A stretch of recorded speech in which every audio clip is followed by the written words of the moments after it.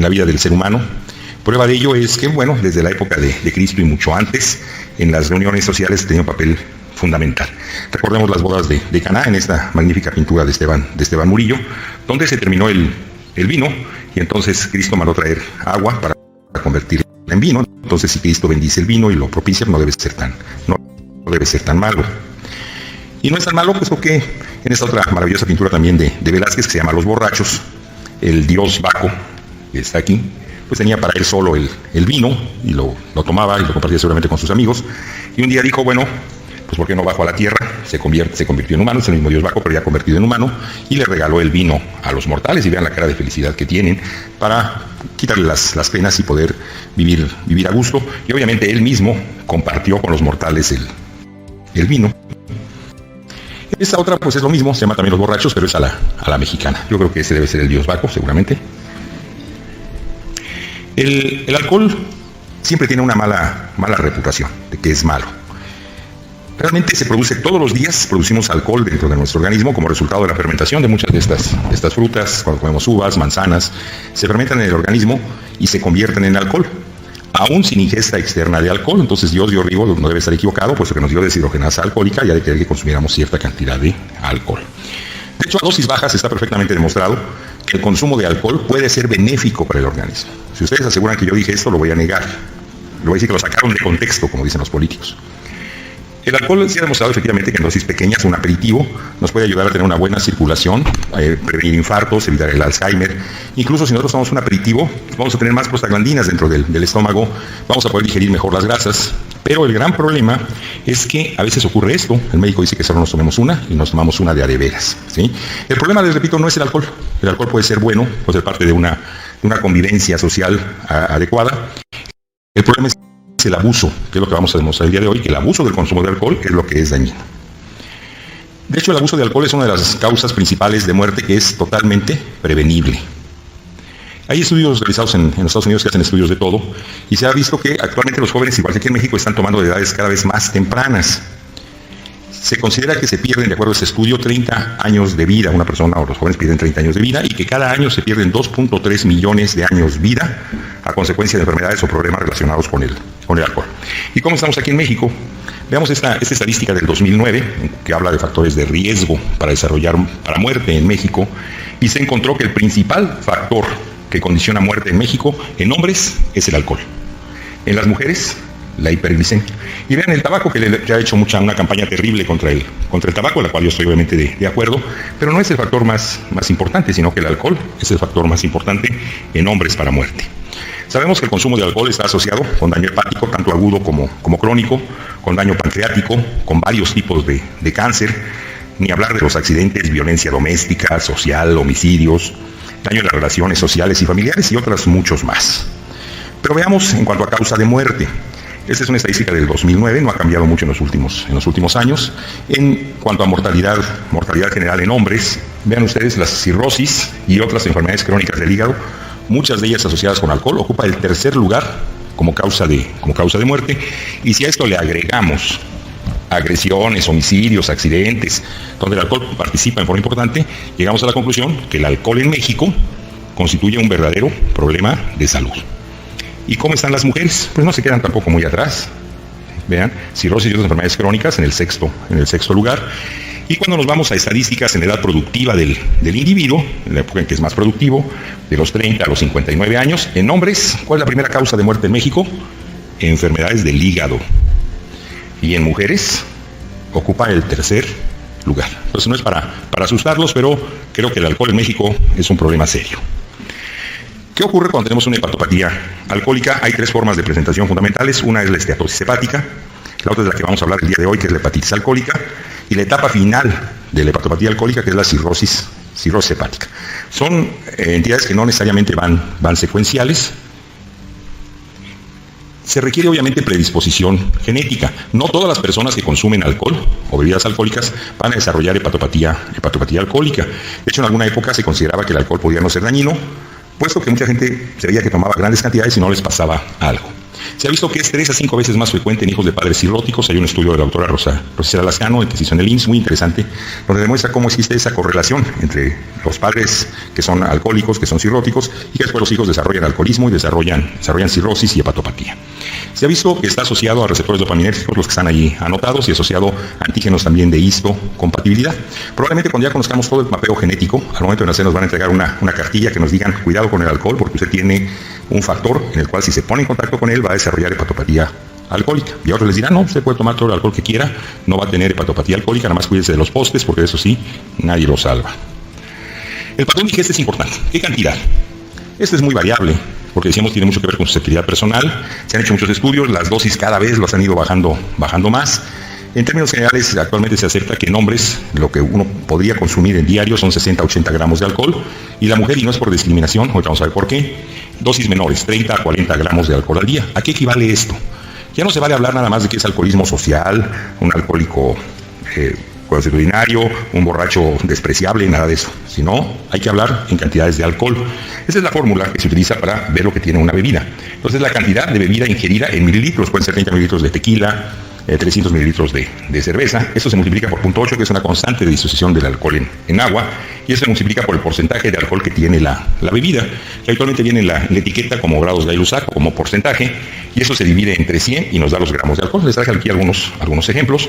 Por ejemplo, 350 mililitros de cerveza, una lata de cerveza, contiene 16.8 gramos. Entonces vean cuánto podría consumir, cuántas cervezas tiene permitido consumir una mujer por día. Y 60 mililitros de tequila, un caballito bien servido, tiene 19.2 gramos. El tiempo de consumo también es importante, se considera que más de 5 años, aunque les digo esto es muy variable dependiendo de su susceptibilidad personal. Hay mayor riesgo cuando el consumo es cotidiano y no muy abundante, porque cuando es muy abundante habitualmente trae problemas con el trabajo, con la familia, y el paciente busca ayuda para dejar de tomar.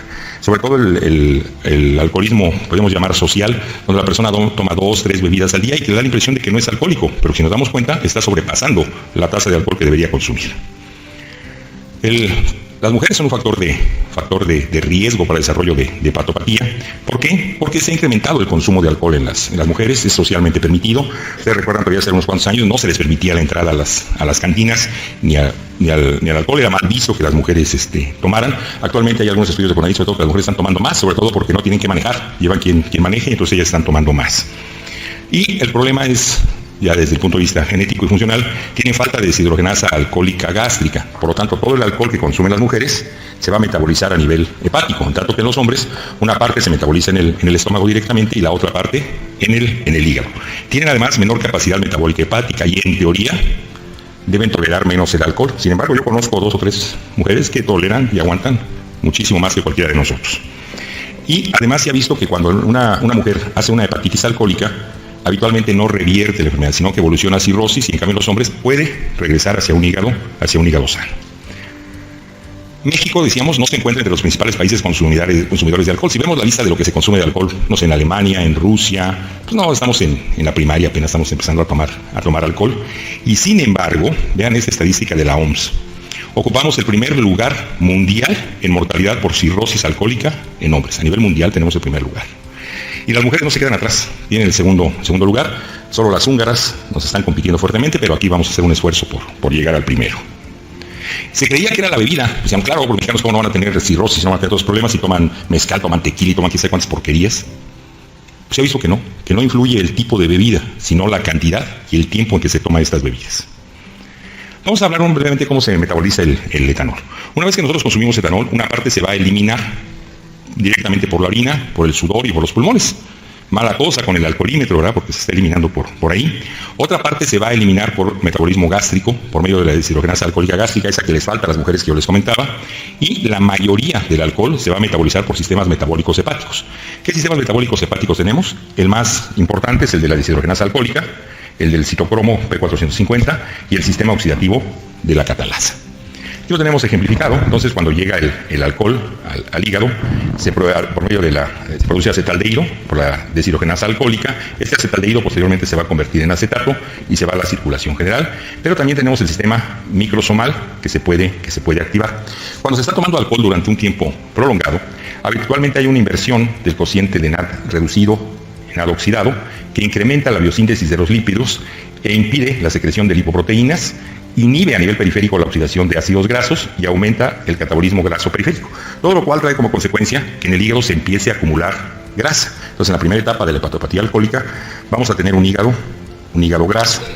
Aquí tenemos un hígado, el corte de un hígado normal. Ustedes están viendo los hepatocitos, los cordones de hepatocitos. Esto es la vena central, totalmente normal.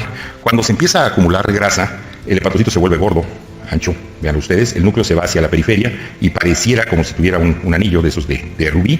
Puede ser de gota gruesa como este caso, o de gota muy fina como este otro.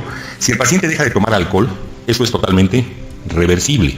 No trae ningún problema y no da habitualmente ninguna sintomatología. En ocasiones una sensación de pesantez en hipocondrio derecho, a veces un poquito de náusea y vómito, pero si el paciente está tomando, lo atribuye pues, a que es parte de la cruda habitual, pero es totalmente reversible. No hay que confundir esto con la esteatohepatitis no alcohólica, que esa sí puede progresar hacia una cirrosis. Y de lo que vamos a hablar hoy es la siguiente etapa, que es la hepatitis alcohólica, es la inflamación aguda del hígado que está ocasionada por el abuso, insisto en la palabra abuso, en el consumo de alcohol, y es una de las formas de presentación, como les decía, de la hepatopatía alcohólica. Clínicamente, ¿cómo se manifiesta esta enfermedad? Por una insuficiencia hepática de muy rápido desarrollo y habitualmente muy grave, que generalmente ocurre en pacientes que tienen historia de ingesta reciente de alcohol en grandes cantidades. Pero en algunos casos pueden haber pasado ya varias semanas que el paciente dejó de tomar alcohol y aún así presentarse la enfermedad. Pero lo más común es que sea con una ingesta reciente y muy importante. Vamos a hablar un poquito de la fisiopatología. Cuando nosotros consumimos alcohol, decíamos que a nivel hepático la deshidrogenasa alcohólica va a formar acetaldehído. Este acetaldehído es el malo de la película, porque vean todo lo que hace. Incrementa la peroxidación de los lípidos, deteriora el transporte de membrana celular, casi nada, el intercambio de nutrientes, interfiere con la función microtubular, interfiere con el transporte de electrones en mitocondrias, es decir, la respiración de la célula, inhibe la reparación del núcleo, es decir, permite que la célula se muera, activa complemento y estimula formación de radicales libres, todo lo cual, ¿qué nos va a traer como consecuencia? Pues obviamente daño en los hepatocitos. Pero además, este acetaldehído activa unas células que tenemos en el hígado que se llaman células estrelladas, y las células estrelladas empiezan a producir fibrosis, y entonces es cuando se va a producir una hepatitis alcohólica. Además, teníamos el sistema microsomal, decíamos que eran dos sistemas muy importantes, uno el de la deshidrogenasa alcohólica y otro el del sistema microsomal. Este sistema microsomal condiciona un estrés oxidativo, produce radicales libres, que junto con el acetaldehído nos dañan los hepatocitos y nos activan células estrelladas. Y si lo hubiéramos esquematizado qué ocurre en el hepatocito, pues aquí tenemos el etanol, el acetaldehído, que va a traer como consecuencia o va a desencadenar todo esto, todos estos procesos y muchos otros más, que nos van a llevar, por un lado, al acúmulo de proteínas dentro de la célula, que son los famosos cuerpos de Mallory, nos va a llevar a una esteatosis, nos va a llevar a la muerte temprana de estas células, a la formación de radicales libres, es decir, a la destrucción y a la falta de función del hepatocito. Pero eso no es todo, sino que además, cuando se consume alcohol por tiempo prolongado y en grandes cantidades, hay una translocación bacteriana. Las bacterias que están en el intestino empiezan a pasar a través de la pared intestinal, llegan a los vasos de la porta, ascienden por la porta al hígado. Normalmente, en el hígado las células de Kupffer deben destruir todas estas bacterias que están llegando. En el paciente alcohólico por trastornos inmunológicos no puede destruir las células de Kupffer, no pueden destruir estas bacterias que están llegando, sobre todo gram negativos. Y esas bacterias tienen lipopolisacáridos, y los lipopolisacáridos activan células de Kupffer, activan el factor de necrosis tumoral y nos van a dar un proceso inflamatorio. Entonces no solo vamos a tener destrucción de hepatocitos, sino que vamos a tener un proceso inflamatorio. Aquí lo tenemos esquematizado. Entonces las bacterias que están en el intestino, en el colon y en la parte final del intestino delgado, se translocan, empiezan a pasar a través de la porta. Estas bacterias tienen lipopolisacáridos. Los lipopolisacáridos, al momento que están en contacto con las células de Kupffer, van a activar todos estos receptores que están aquí, van a activar citocinas, todas estas citocinas que están aquí, sobre todo la citocina 6, la citocina 8, que son mediadores inflamatorios muy importantes y van a inflamarnos el hígado. Pero habitualmente la mayoría de los pacientes que consumen alcohol durante tiempo prolongado tampoco comen, y muchos de ellos están desnutridos, y en alguna época se dijo que debía ser cirrosis alcoholo-nutricional. En la actualidad se sabe que el alcohol es el responsable y se ha quitado lo nutricional. Sin embargo, la nutrición tiene mucho que ver. Cuando el paciente está desnutrido, hay un daño en la regeneración. El hígado, recuerden, es de los pocos órganos que puede regenerar aunque esté dañado, pero en la desnutrición esta regeneración está disminuida, y todos estos cuatro factores, la deshidrogenasa alcohólica a través del acetaldehído, el estrés oxidativo con radicales libres, la translocación bacteriana y la desnutrición, nos llevan a la aparición de una hepatitis alcohólica. Esto es un hígado sano. Aquí estamos viendo hepatocitos viables con sus sinusoides en medio, hepatocitos totalmente normales. Y vean ustedes, cuando ocurre una necrosis, pues se destruye totalmente esto. Es lo que hace el alcohol a través de todos estos mediadores que hemos comentado. Y en la hepatitis alcohólica, como interfiere, hay interferencia en el intercambio de nutrientes, como decíamos, los microtúbulos, la reparación del núcleo, las sustancias que produce el hepatocito se empiezan a quedar retenidas ahí. Una de ellas es la albúmina, que ya no puede salir al exterior, se queda retenida, y cuando la teñimos con hematocilina y eosina lo vemos de este color rojo, y a eso le llamamos cuerpos de Mallory. Vean, aquí hay un cuerpo de Mallory, aquí hay otro cuerpo de Mallory, otro cuerpo de Mallory. Esto hace que el poder oncótico dentro del hepatocito aumente, que empiece a jalar agua y el hepatocito se va a bombar, se va a ver redondo, grandote. Y puede comprimir sinusoides, puede comprimir a la vena central, va a hacer que el hígado crezca, que se distienda, y obviamente va a interferir mucho con la nutrición de los demás hepatocitos. Aquí tenemos otros, vean los cuerpos de Mallory. Es un paciente que todavía tiene hígado graso, vean, tiene hígado graso coexistiendo con cuerpos de Mallory, unos hepatocitos enormes, grandotes, llenos de líquido. Al final lo que ocurre es que el hígado crece y se va a poner así de color medio naranja. Cuando Laennec describió la cirrosis, le puso por eso cirros quiere decir naranja. Probablemente no vio un hígado cirrótico, sino vio un hígado con hepatitis alcohólica, que crece, vean ustedes, se ve turgente, incluso se refleja aquí el flash del edema que tiene. Y tenemos algo muy interesante, unas células que se llaman las células estrelladas. Estas células estrelladas, que las tenemos también en pulmón y las tenemos también en páncreas, cuando el hígado está sano, está normal, forman parte de la estructura normal del hígado, están dentro de los sinusoides, pero que cuando el hígado se daña, cuando hay lesión hepática, estas células estrelladas se activan y empiezan a formar fibrosis, a liberar colágena. Anteriormente se creía que eran fibroblastos, en la actualidad sabemos que son las células estrelladas y que se están activando en respuesta al daño ocasionado por el alcohol en este caso. Aquí tenemos una fotografía electrónica muy bonita, obviamente totalmente robada, me la robé. Aquí en México nos vamos casi todo, ¿verdad? Pero si es para fines de enseñanza creo que vale. Entonces, este es un sinusoide, ven ustedes aquí el sinusoide, ¿sí? Aquí está la célula estrellada, como está dándole forma al sinusoide, ¿sí? Y esta no tiene ninguna importancia cuando no hay daño hepático, pero cuando hay daño hepático empieza a producir fibrosis. Y la fibrosis ocurre inicialmente alrededor de la vena central. Vean, este hígado tiene obviamente todavía tiene bastante esteatosis, y todo lo que está en azul es fibrosis que empieza a ocurrir justamente donde está la vena central. Si el proceso se parara aquí, probablemente el hígado podría regresar a la normalidad, aunque tuviera hepatitis alcohólica, pero después empiezan a formarse puentes de fibrosis que van abarcando mayor cantidad de tejido hepático hasta que lo rodean completamente y ocurre una cirrosis. Esta es una cirrosis, es la etapa final de la enfermedad, y esto obviamente ya es irreversible. Y finalmente, pues la constitución como que del hígado pues es totalmente deformado. En cuanto a la hepatitis alcohólica, ¿cómo es el paciente que tiene hepatitis alcohólica? Habitualmente es un adulto, mayores habitualmente, un adulto entre los 40 y los 50 años de edad, aunque aquí en el Hospital General de México estamos teniendo muchachos de 25, 26 años con hepatitis alcohólica que empezaron a tomar desde los 12 años, y ayer justamente falleció desafortunadamente un paciente de 25 años y falleció de hepatitis alcohólica. Predomina en el sexo masculino, realmente es igual, lo que decíamos, el factor de riesgo en mujeres es mayor, pero todavía los hombres siguen tomando más que las mujeres aquí en México. Hay habitualmente una historia de abuso de alcohol durante varios años y una ingesta reciente habitualmente importante. Siempre tiene antecedentes de problemas del alcoholismo a nivel familiar, a nivel de trabajo. Está asociado, como decíamos, a periodo reciente de ingesta intensa, pero mucho ojo, porque pueden haber dejado de consumir alcohol hace varias semanas y eso no invalida el diagnóstico. Porque a veces un reciente dice, no puede ser hepatitis alcohólica porque desde hace 2 semanas no toma. No, sí puede ser. Lo habitual es que haya una ingesta reciente, pero puede haber dejado de tomar hace varias semanas. No tiene predominio de nivel socioeconómico, en todos los niveles socioeconómicos puede dar. ¿Cómo se va a manifestar la enfermedad? Puede manifestarse como una hepatitis alcohólica asintomática. Si el hígado puede estar totalmente inflamado y no dar ninguna sintomatología, porque el hígado tiene una capacidad de reserva muy grande, puede manifestarse como la hepatitis aguda clásica, que ahorita vamos a comentar, como una hepatitis crónica, una hepatitis alcohólica, fulminante, grave, mortal, o bien en un paciente que ya tiene cirrosis y que sigue tomando, se puede manifestar agregado a la cirrosis. El cuadro clínico, el clásico, en las etapas iniciales es inespecífico, puede haber astenia, puede haber adinemia. Recuerden que las enfermedades del hígado son las que producen más cansancio y más debilidad.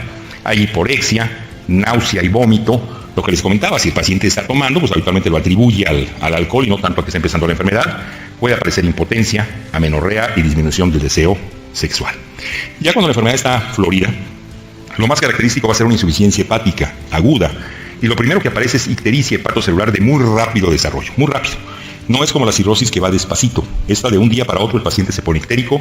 Los niveles de ictericia pueden ser desde muy leves hasta muy intensos. Se acompaña obviamente de hipocolia, va a haber coluria y no hay prurito, puesto que las sales biliares se siguen eliminando perfectamente. El hígado va a crecer. Decíamos que los hepatocitos jalan agua porque tienen mucha proteína adentro, que son los cuerpos de Mallory. Crece el hígado y cuando el hígado crece muy rápidamente se distiende la cápsula de Gleason y esto produce dolor. Entonces habitualmente el paciente empieza con dolor intenso en hipocondrio derecho, tiene que acostarse del lado derecho porque si se acuesta del lado izquierdo le molesta más, con los movimientos, con la tos molesta, empieza a aparecer fiebre que puede llegar hasta 39 grados. Aquí en México obviamente dolor en hipocondrio derecho con fiebre, lo primero que pensamos es un absceso hepático amibiano. El paciente se ve obviamente mal, se ve séptico, va a haber pérdida de peso y si cortamos el hígado va a haber hepatomegalia. Así se ven nuestros pacientes. Lo que decíamos, crece el hígado, se ve de color naranja. Va a haber obviamente hipoalbuminemia, lo que nos va a condicionar que el paciente tenga edema, sobre todo en las zonas de declive, puede estar en anasarca y contribuye a la formación de ascitis. Hay trastornos hemorragíparos, el tiempo de protrombina se va a alargar y aunque ustedes le pongan vitamina K no va a mejorar porque el daño es estructural en el hígado. Hay hipotrofia muscular y puede aparecer encefalopatía hepática desde muy leve hasta encefalopatía grado 4. Otro dato característico es que empiezan con hipertensión portal. Como los hepatocitos están aumentados de tamaño, están aglobados, comprimen las venas centrales, comprimen los sinusoides. Y al comprimir los sinusoides y comprimir las venas centrales, toda la sangre que está viniendo por la porta, que está viniendo por acá, se encuentra con un obstáculo en este sitio. Como ya no puede pasar, entonces se van a abrir colaterales, que normalmente no llevan sangre. La más importante es esta, la coronaria estomáquica o gástrica izquierda, que deriva la sangre, vean ustedes, hacia los plexos venosos, forma varices esofágicas, varices gástricas y la sangre finalmente regresa por la vena ácigos al corazón. Estas varices obviamente se pueden romper en un momento dado y producirnos hemorragia de tubo digestivo, a veces mortal. Como la sangre se queda aquí retenida, el vaso también crece y es común que estos pacientes tengan esplenomegalia y no solo esplenomegalia, sino aumento en la función del vaso con hiperesplenismo y van a tener anemia, leucopenia y trombocitopenia y con mucho riesgo a sangrado, puesto que tienen tiempos de coagulación alargados y plaquetas bajas. Y a veces vemos así el paciente, ¿verdad? Con una citis que se desarrolla muy rápido. Es que ese paciente, es que yo la semana pasada estaba muy bien, estaba planito. Y ahorita de repente vean cómo estoy. Y vemos aquí la piel cómo se rompió, de lo rápido que creció el abdomen. Entonces este paciente tiene una hernia grandotota con riesgo de romperse aquí en este sitio. Puede haber red venosa colateral en el abdomen, donde la sangre está tratando de regresar a otro sitio, o bien las manifestaciones de esa circulación de derivación, que pueden ser varices esofágicas, varices gástricas o gastropatía hipertensiva, que habitualmente nos damos cuenta de ellos en el momento que el paciente sangra. Pero también puede haber hemorragia de tubo digestivo bajo, porque la mesentérica inferior invierte el flujo, se va a los plexos hemorroidarios y nos produce hemorroides.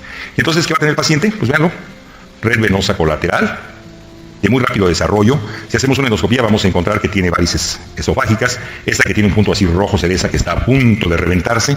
Las varices explotan cuando aumenta la presión de la porta, cuando llega a 10-12 milímetros de mercurio se rompen y hay un sangrado muy profuso. Vean ese paciente que falleció, se le hizo un hoyo aquí en esta zona y por ahí se vació desafortunadamente. Esta está echando un chorro de sangre y aquí tenemos el paciente puede tener también sangrado de tubo digestivo bajo por varices colónicas o por hemorroides. Y todo esto es de muy rápido desarrollo. En la exploración física vamos a encontrar al paciente, lo vemos en malas condiciones generales, habitualmente muy poco activo, lo vemos ictérico, con febril y con la presencia de hepatomegalia y dolor en el hipocondrio derecho. Las palmas las podemos ver, las palmas hepáticas, porque no se le destruyen las hormonas, ni masculinas ni femeninas, y aquí en ese aspecto rojizo, aunque el paciente se vea ictérico, se vea pálido, las palmas son rojizas. Y en grados extremos podemos llegar a ver esto, ¿verdad? Con atrofia total de los músculos. Aparecen telangiectasias, sobre todo en el territorio de la vena cava. No es otra cosa que arañas vasculares, que si nosotros la comprimimos aquí en el centro van a desaparecer y también están dados por hiperestrogenismo. Puede haber ginecomastia en los hombres por no eliminarse las sustancias femeninas y el paciente que está tomando durante mucho tiempo puede desarrollar un síndrome que se llama síndrome de Mikulicz, que no es por la hepatopatía alcohólica sino por el consumo de alcohol, donde crecen las parótidas, como este paciente, vean ustedes, tiene las parótidas crecidas. Y en el aspecto típico de nuestros pacientes, paciente cirrótico que es hepatitis alcohólica, con todos los estigmas, ¿verdad? El crecimiento de las parótidas, la presencia de ictericia, telangiectasias, atrofia muscular, desarrollo de ascitis, un vello púbico de aspecto ginecoide, las palmas de las manos rojas, todos los estigmas que aparecen muy rápidamente. Y podemos tener una emergencia médica realmente, que es una hepatitis fulminante. Se caracteriza porque el paciente hace una ictericia muy intensa, por arriba de 18 o 20 miligramos, desarrolla encefalopatía, trastornos de coagulación muy intensos, con sangrado por varios sitios. Empieza con insuficiencia renal, que es funcional, un síndrome hepatorenal, y finalmente falla orgánica múltiple. Cuando el paciente empieza con datos de encefalopatía y con datos de retención de gasoados, cuidado, porque el pronóstico es extremadamente malo y el paciente la mayoría de las veces va a fallecer, aunque esté en la terapia intensiva. ¿Cómo hacemos el diagnóstico? El diagnóstico, obviamente, pues el antecedente del consumo de alcohol, todos los estigmas que tiene el paciente y las pruebas de funcionamiento hepático que no son específicas, sino simplemente nos van guiando. Vamos a encontrar que tiene albúmina disminuida, hay un aumento de la globulina, el colesterol, que es un marcador de funcionamiento hepático, va a estar disminuido y sobre todo la esterificación del mismo. Las transaminasas, nosotros esperaríamos que se están destruyendo hepatocitos que se elevaran mucho, y no es así. Las transaminasas excepcionalmente se elevan por arriba de 200 o 300 unidades, no como la hepatitis viral, que llega arriba de 1000, o las hepatitis tóxicas. Aquí la elevación excepcionalmente llega arriba de 300 unidades y habitualmente predomina la TGO sobre la TGP, porque la TGP requiere piridoxina, y cuando el paciente ha estado tomando alcohol, la piridoxina disminuye. Las bilirrubinas, decíamos, van a estar elevadas, la fosfatasa alcalina puede ser normal, y siempre hay que tomar una gamma-glutamiltranspeptidasa. La gamma-glutamiltranspeptidasa es un marcador de abstinencia alcohólica. Cuando una persona ha tomado alcohol, la gamma-glutamiltranspeptidasa se va hacia arriba. Si esto se mantiene en valores normales, quiere decir que el paciente efectivamente ha dejado de tomar. ¿Cómo tenemos una alta probabilidad diagnóstica? ¿Cómo podemos decir este paciente si tiene hepatitis alcohólica? Lo que decíamos, si tiene aminotransferasas menor a 10 veces su valor, que debe estar por abajo de 300. Si está por arriba de 300, duden el diagnóstico de hepatitis alcohólica. Seguramente es otra cosa, puede ser tóxica por medicamentos, por drogas. La relación de TGO sobre TGP es mayor a 2, con predominio de la TGO. Hay elevación de bilirrubinas, alargamiento del tiempo de protrombina, que son los datos más sensibles de daño hepático. Los dos datos más importantes son el tiempo de protrombina y la disminución de la albúmina. Son pacientes que cursan con leucocitosis, habitualmente por arriba de 15.000, 20.000 leucocitos, y no es que estén infectados, es que por todo el proceso que está ocurriendo en el hígado, llegan a tener leucocitosis, a veces tienen reacciones leucemoides, hasta 40.000, 50.000 leucocitos, y cursan con anemia macrocítica, porque habitualmente no hay una buena absorción de vitamina B12 por el consumo de alcohol de largo tiempo. Siempre tenemos que hacer, obviamente, algunos otros estudios, otras pruebas de tendencia hemorrágica, serología de la hepatitis, electrolitos, es decir, en forma generalizada, y hay que individualizar al paciente, y estudios de gabinete. Ninguno es totalmente específico, simplemente sirven para descartar otras entidades que puedan confundirse. Lo que encontramos habitualmente es un hígado que va a estar crecido, edematoso, habitualmente. Podemos encontrar datos de hipertensión portal, aquí está la vena porta, veanla totalmente dilatada, agrandada. Y cuando ya empezó con fibrosis, obviamente lo podemos ver el incremento de los ecos, pero lo habitual es que el hígado simplemente esté inflamado, esté grande, sin ninguna otra alteración. La biopsia hepática obviamente nos daría el diagnóstico definitivo, donde encontraríamos la presencia de necrosis, hepatocitos globosos como estos que vimos, con los cuerpos de Mallory, infiltrado inflamatorio, pero no es necesario para el diagnóstico. De hecho, si nosotros sometemos una biopsia a un paciente en estas condiciones, tiene un riesgo muy alto, tiene factores de coagulación alterados, y aunque los corrijamos, estamos corriendo riesgo. Entonces, si clínicamente y por laboratorio ya aparece una hepatitis alcohólica, no es necesaria la biopsia. El diagnóstico diferencial tenemos que hacerlo con esteatohepatitis no alcohólica, obviamente con hepatitis viral aguda y crónica, que eso habitualmente con los niveles de transaminasa lo podemos hacer. Hepatotoxicidad por fármacos y por drogas, en México está consumiendo mucho crack, que a veces da un cuadro clínico muy parecido, es una hepatitis fulminante y muy parecido como si fuera una hepatitis alcohólica, y muy frecuentemente la gente que consume drogas también consume alcohol. En México, todo paciente que tenga un hígado grande, doloroso y con fiebre, hasta no demostrar lo contrario, es un absceso hepático amibiano, y con un ultrasonido podemos hacer un diagnóstico diferencial muy fácil. Siempre en un paciente que tiene hepatitis alcohólica es muy importante establecer cuál es la severidad, porque eso nos va a ayudar al pronóstico. Hay varias escalas pronósticas que se han utilizado. La que tiene muchos más años y que sigue siendo útil todavía en la actualidad es la escala de Madrid. En la escala de Madrid es una constante de 4.6, se multiplica por el tiempo de protrombina del paciente menos el tiempo de protrombina de control, esto en segundos. En la actualidad nos está refiriendo mucho el INR. El INR no nos sirve para esto, tiene que ser en tiempo en segundos. Y esto le sumamos la bilirrubina sérica que tenga el paciente, valores superiores a 32, sacando esta fórmula, nos hablan de una hepatitis severa. Más de 32 es hepatitis severa. Esta escala, decimos, más utilizada, es muy fácil de realizar, realmente muy barata. Y vean lo importante de esto. Cuando un paciente tiene menos de 32 de madre, la mortalidad a un mes es menor al 10%. De 10 pacientes que tienen hepatitis, uno va a fallecer. Pero cuando la escala de madre está por arriba de 32, la mortalidad a un mes es de 35. Prácticamente de cada 10 se van a morir 4. Si a esto se agrega encefalopatía, la mortalidad aumenta al 45%. Y si el paciente hace un síndrome hepatorrenal, el 75%, es decir, casi todos se mueren dentro del primer mes, incluso con tratamiento. Entonces, para que vean lo severo que es una hepatitis alcohólica. Siempre que tenemos un paciente con hepatitis alcohólica hay que dar el pronóstico al familiar de riesgo de muerte en cualquier momento, porque a veces lo vemos platicando y que está muy bien y al día siguiente está muerto.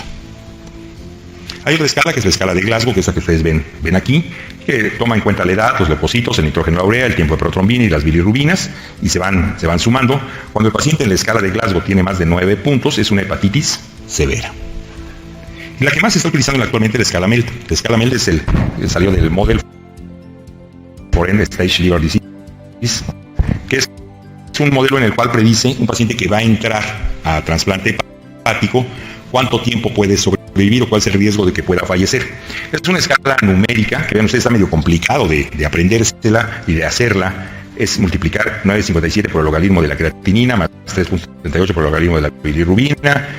Complicado. El logaritmo del INR, lo que hacemos fácilmente es buscar esta página, ya todos tenemos computadora, buscamos esta página y ahí nos la calculan, y ya sabemos sin tener que hacer más cosas, nada más le damos los datos de la creatinina, le damos la bilirrubina y el INR. Y valores superiores a 21 es una hepatitis severa. Y la mortalidad a 90 días es mayor del 20% si esto se encuentra por arriba de 21 puntos. Entonces, nosotros seguimos utilizando mucho la escala de Madrid porque es una escala bastante práctica. ¿Por qué pueden morir estos pacientes? Mueren por encefalopatía hepática, por hemorragia gastrointestinal, habitualmente por varices esofágicas o varices gástricas, infecciones concurrentes, un síndrome hepatorrenal o síndrome hepatopulmonar. ¿Y cuál es el tratamiento? Sencillo, ¿verdad? Pero no está sencillo porque vean la cara de ese niño. Tenemos que suspender el consumo de alcohol. Eso es fundamental. Punto número 1, suspenderlo. Esos pacientes tienen un incremento en el gasto de energía, por eso tienen esa leucocitosis, por eso tienen esa destrucción, aumento del gasto de energía del 60%, tienen actualmente un balance nitrogenado negativo porque además les da náuseas, no tienen hambre. Tenemos que darles una muy buena nutrición, una nutrición adecuada y balanceada. Esto va a mejorar la función hepática y el pronóstico. No es como los pacientes cirróticos, que si nosotros les damos proteínas van a ser encefalopatía. El paciente que tiene hepatitis alcohólica aún puede metabolizar adecuadamente las proteínas. Se ha visto que los pacientes que consumen más de 3.000 kilocalorías al día, la mortalidad es muy baja. Los que consumen menos de 1.000 kilocalorías al día, la mortalidad es del 80% a 6 meses. Entonces son pacientes que tenemos que nutrirlos muy bien, asesorarnos con un nutriólogo para que les dé una buena nutrición en cuanto a calorías, proteínas y una dieta muy bien balanceada. Ellos se les permite un consumo de proteínas de 1.5 gramos por kilogramo al día. Y hay que determinar la severidad. Si el paciente tiene una hepatitis no severa, es decir, un Madre menor de 32, un Glasgow menor de 9, entonces vamos a dar las medidas generales del paciente con hepatopatía. Un reposo relativo, el reposo ayuda al hígado a regenerarse, en los mexicanos creo que no nos cuesta mucho trabajo. Una muy buena nutrición, tenemos que darle tiamina y polivitaminas. Aquí sí, las vitaminas esas que anuncian en la tele funcionan, porque el paciente que ha estado con alcoholismo durante largo tiempo tiene deficiencia de vitaminas, sobre todo del complejo B, y tiene deficiencia de tiamina. Tratamiento, obviamente, las complicaciones que vayan surgiendo, de la encefalopatía, de la citis, de la peritonitis, cómo se hace en forma convencional con cada una de ellas. Pero si el paciente tiene una hepatopatía severa, tiene más de 32 de más de 9 de Glasgow, entonces tenemos que hacer algunas otras terapias. Tenemos que utilizar corticosteroides. Se ha visto que los corticosteroides detienen el proceso inflamatorio, inhiben la acción de factores inflamatorios. Los más importantes es el factor activador de proteína y sobre todo el factor de necrosis tumoral, que últimamente se le ha dado mucha importancia en cuanto a la inflamación. Reduce los niveles de citocina, es la que les mencionaba yo de la citocina interleucina 8, que incrementa mucho el proceso inflamatorio. Disminuye también el factor de necrosis tumoral alfa, el molecular de adhesión tisular 1, es decir, para todos los procesos inflamatorios que les mostré hace un momento. Además tiene un efecto antifibrótico. Detiene en cierta medida la formación de fibrosis, no totalmente, pero sí ayuda. Estimula la producción de albúmina, mejora obviamente la citis, mejora la ingesta calórica. Cuando nos damos esteroide, el paciente tiene mucho más apetito, más hambre, y mejora el estado anímico del paciente. Son pacientes que actualmente están con estado de depresión y los esteroides los mejoran. Su empleo ha sido muy controvertido. Se decía que sirven, que no funcionan, que sí funcionan. Hay múltiples estudios clínicos que son heterogéneos, pero los estudios o metaanálisis serios han demostrado que sí reducen significativamente la mortalidad a corto plazo, pero siempre y cuando los utilicemos en pacientes con hepatopatía severa. En pacientes con hepatopatía leve no tiene ninguna importancia utilizarlos y solo podemos agregar los efectos secundarios del esteroide. El paciente ideal para dar esteroides sería aquel que tuviera un MADREI mayor a 32 o un MEL mayor de 21, si tiene encefalopatía y que no haya una contraindicación para usar esteroides. Ahorita vamos a ver cuáles son las contraindicaciones. La dosis habitual es de 40 miligramos de prednisona o 40 miligramos de metilprednisolona cada 24 horas, durante un mes. Todo un mes tenemos que darlo. a esa dosis, y después del mes vamos dando, como se hace con todos los esteroides, dosis de reducción hasta llegar a niveles normales en 3 semanas. Obviamente está contraindicado en procesos infecciosos. Si tenemos un proceso infeccioso y le damos esteroide, pues valiente cosa. Obviamente que el paciente estar seguros que no tiene una hepatitis viral crónica, contraindicado si el paciente tiene síndrome hepatorrenal o si el paciente está con hemorragia de tubo digestivo alto activa. Y vean ustedes la sobrevida a corto y largo plazo. Se les dio prednisolona 40 miligramos por 28 días. Al que no se le dio nada, vean la tasa de mortalidad al mes, casi del 40%. Al que se le dio esteroide a un mes, del 10%. Conforme van pasando los meses, este otro también vean muy significativo, conforme van pasando los meses, el resultado es igual. Y se dan cuenta, a los 2 años, casi da lo mismo utilizar placebo que utilizar esteroide. Entonces, el beneficio del esteroide es en la etapa inicial para evitar la mortalidad temprana. Otros medicamentos que tenemos es la pentoxifilina, que es un inhibidor de la fosfodiesterasa, modula la transcripción y liberación de factor de necrosis tumoral alfa, tiene la ventaja que disminuye la presión portal, previene el síndrome hepatorrenal, mejora la microcirculación y oxigenación tisular, tiene efecto antifibrogénico, está obviamente indicado en hepatitis severa y lo podemos utilizar como medicamento de segunda elección cuando no podemos utilizar esteroide. La dosis es de 400 miligramos de cada 12 horas, tiene el gran inconveniente que tiene efectos secundarios frecuentes, dolor epigástrico, náuseas, vómitos. Si por sí el paciente está con náuseas, con vómito, no quiere comer y creemos que la nutrición es muy importante, bueno, esto puede afectar mucho.